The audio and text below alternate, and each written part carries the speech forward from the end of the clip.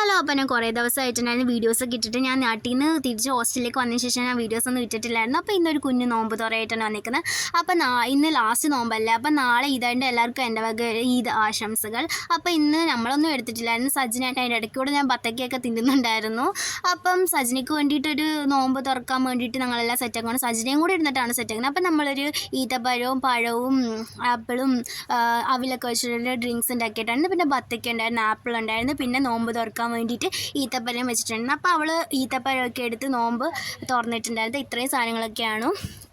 അപ്പോൾ ഈത്തപ്പഴം എടുത്തോളം നോമ്പൊക്കെ തുറന്നു. അപ്പോൾ നോമ്പ് തുറക്കാൻ ടൈം ആയപ്പോഴത്തേക്ക് കറണ്ടൊക്കെ പോയിട്ടായിരുന്നു. ക്യാൻഡിൽ ലൈറ്റ് ഡിന്നർ എന്നൊക്കെ പറയുന്നത് എനിക്ക് ഞങ്ങളൊരു ക്യാൻഡിൽ ലൈറ്റ് നോമ്പ് തുറയാണ് ഇവിടെ നടത്തിയിരിക്കുന്നത്.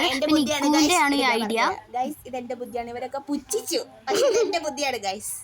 പിന്നെ നോമ്പൊക്കെ തുറന്നു കഴിഞ്ഞപ്പോഴത്തേക്ക് കറണ്ട് വന്നിട്ടുണ്ടായിരുന്നു. മൊത്തം തീർത്തു. അപ്പോൾ ഇത്രയേ ഉള്ളൂ ഗൈസ്.